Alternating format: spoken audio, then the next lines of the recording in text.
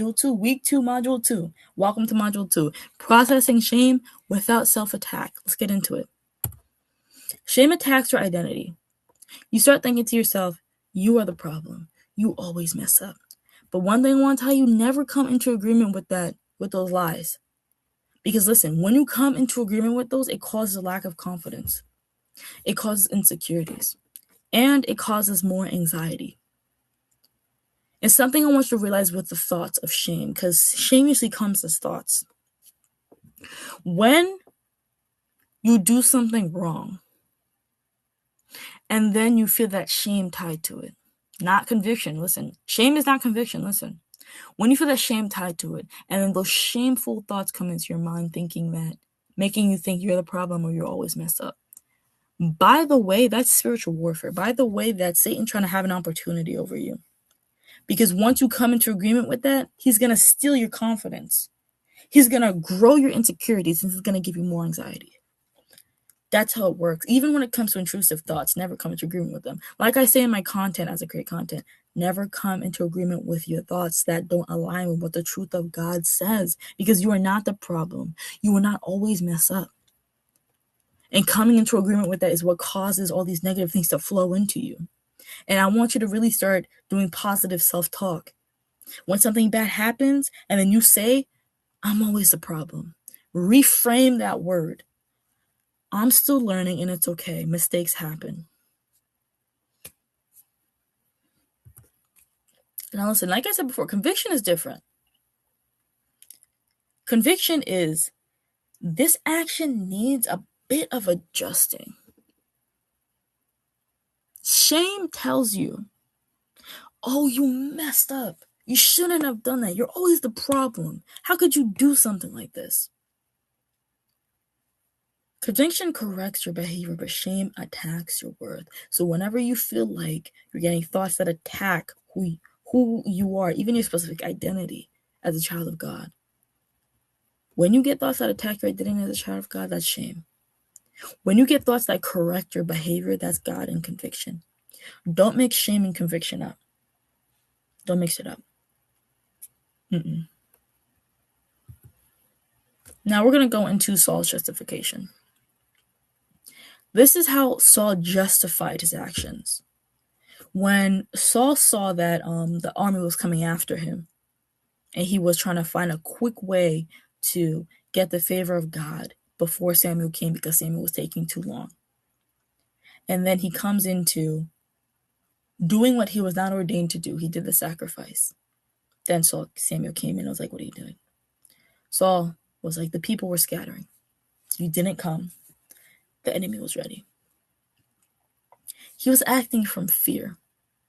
And then he defended himself with these justifications. Shame likes to hide under justification. By justifying yourself,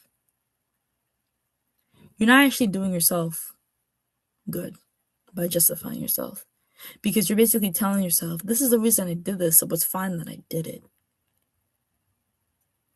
This is the reason why, okay, now we're going to tie it into the Saul. I'm going to pretend like, I'm going to make a little accurate. I'm going to pretend like I'm Saul right now. The reason I disobeyed God and did the sacrifice myself is because the people were scattering and you didn't come in time. He's justifying it.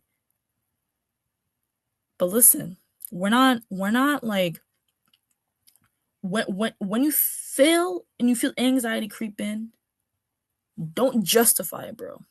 Don't justify why you failed.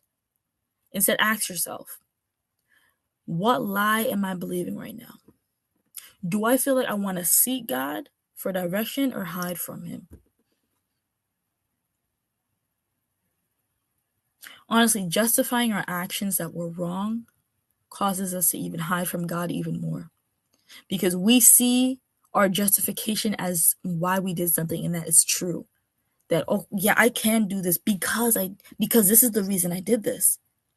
And then we hide from God because we feel that in our heart, I can't come to him because, like, I don't think he's going to like what I did. We don't come to him with the shame. You can't never, bro, When I stress to you, never hide from God, because that's what the enemy wants. Because just like in the Garden of Eden, when Eve ate the apple, and then they saw, wait, we're naked right now. And then God comes in.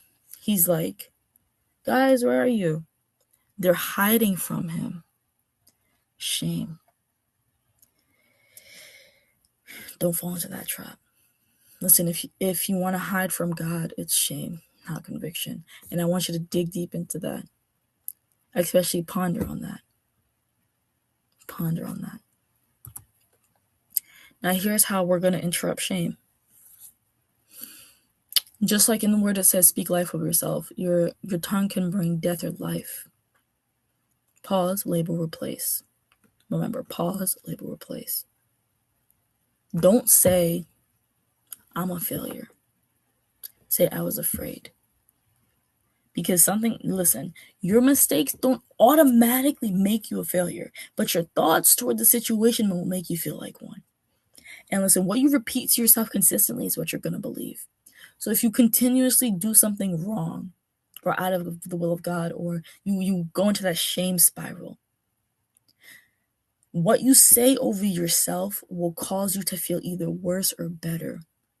So you need to reframe what you say, because your words can bring life or death, like I said before. So when you go into a spiral because you did something, don't say, I'm a failure. God is going to hate me. God's probably angry at me right now. He's disappointed. He's not going to love me anymore for doing this. Don't do that. Don't. I know it's easier said than done. But what I want you to know is you got to pause, label, and then replace. Pause. This you're going to see the word pause throughout the entire weeks. But pause. Label what's actually happening. From the fear to the fact. Label the fact. Don't fall into fear. Once you label the fact with is the truth of the Lord and what God says about the situation other than what you think about the situation, replace your words to start aligning with God's truth. Basically, let me give an example. When I got into a car accident, I was standing there and I was like, oh my goodness, I shouldn't have done this. I'm so dumb. I'm stupid. How could I let this happen? And then I reframed. I was like, hold up. Everything happens for a reason. This is happening for a reason. There's a lesson in this. And that is how I changed my mindset on a big situation. Reframe what you say. Now, I want you to speaking with compassion, okay? Like I said, start speaking life over your mistakes. Your mistakes are not who you are. Don't put your identity in your mistakes. Put your identity into what the Lord says about you. When you make a mistake, never feel like a failure. When you make a mistake, never grow into the shame spiral and make you feel like God hates you, make you feel like you did something. Yes, you might have did something wrong, but that's not exactly who you are. Protect your identity. And the way you protect your identity is by speaking life over yourself. When you make a mistake, instead of saying, I'm a bad person, I should have never done this, I'm dumb, I failed, God's going to hate me, say, I made a mistake and I'm still growing. Correct the behavior, protect your identity. Even, I should have added, correct your words, protect your identity, because your words show what you think about yourself. And if your words show that your identity is not secure in the Lord, it's proof that you got to fix your words. Now, let's get into the reflection.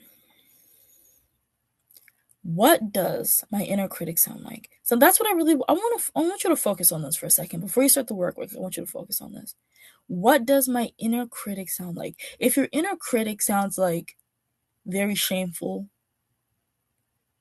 like there's another word that I want to use for this. If your inner critic sounds like it's like just condemning you, making you feel more fear, making you feel more anxiety,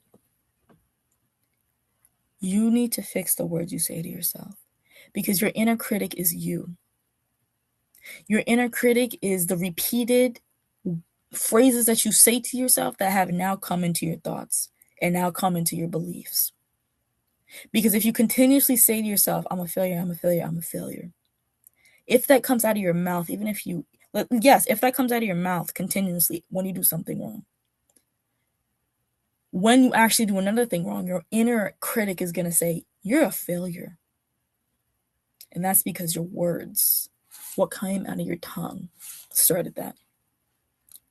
And the next thing I want you to ask yourself is, where do I justify fear? Where do I justify my actions? Which in turn causes the shame to deepen and causes me to go farther from God than closer to Him. And right now, bro, like I said before, awareness is the biggest thing that comes with freedom. So I want to encourage you to be aware. Don't attack yourself. Watch your words. Don't attack yourself. Don't be that bad inner critic. And like I said, don't fix your words. Fix how you speak to yourself. I really hope that this module really helped you. I love this module so much. Like I said that with the other modules too, but I really like this one. So you can start the workbook now. Check it out. And I'm happy that you're here. Welcome to week 2, module 3.